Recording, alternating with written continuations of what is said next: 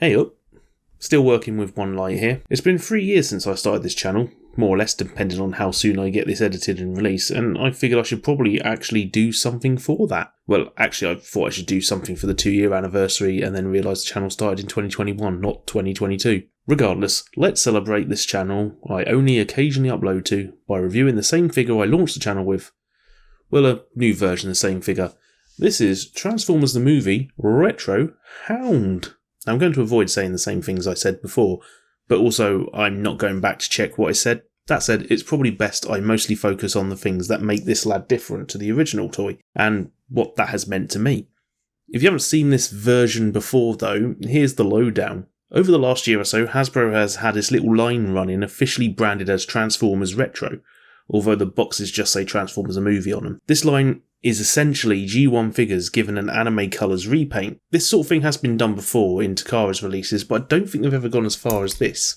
Gone is all the chrome, and in its place is a more matte colour finish. For example, the parts on the figure that were chrome silver on the original release, as you can barely see here, have been replaced with a matte silver where appropriate, mostly the guns and wing mirrors. On the original toy, the engine block, midriff and thighs were all chrome too, but here they're a more cartoon accurate light green. I don't know exactly what green it is, don't tell me, I won't remember. Elsewhere, a lot of the black and dark green has been switched out for a more military style olive green. Gotta say, the effect is pretty superb. I always like the look of the original Hound toy, but this is a fair bit closer to the character from the screen in toy form. You know, when he was on screen in the film for like one shot, I think. Another change is how all the stickers have been swapped out for tampographs where appropriate.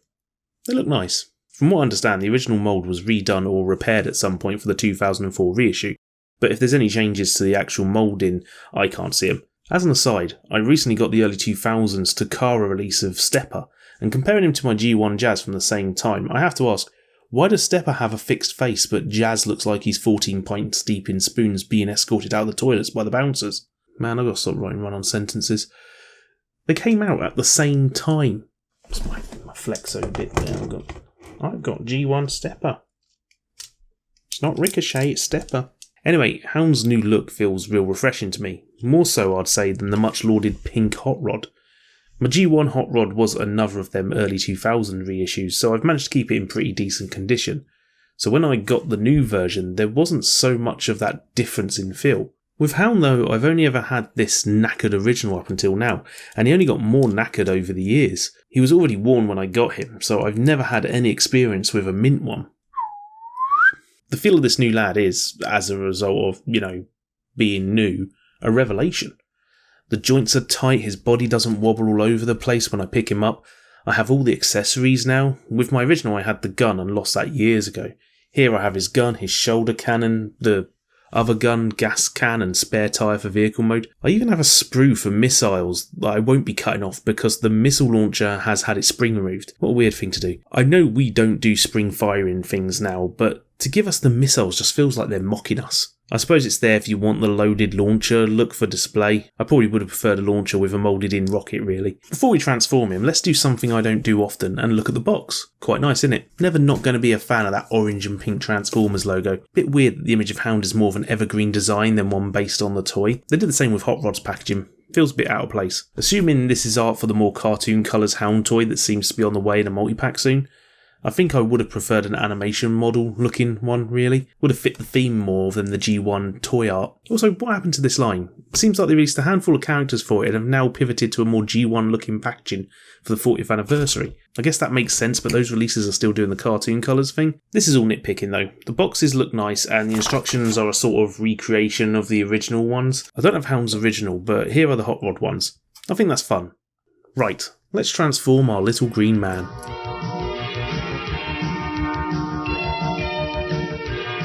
Transformation is obviously the same as before. Swing the chest up, pop in the arms and rotate the wheels. Rotate the hip triangles, compress the bonnet, adjust the seats and rotate the feet over. The big difference for me here is that everything feels strong and the joints are nice and tight. Along with that, I now have the spare wheels and gun I can mount on the back to complete the look.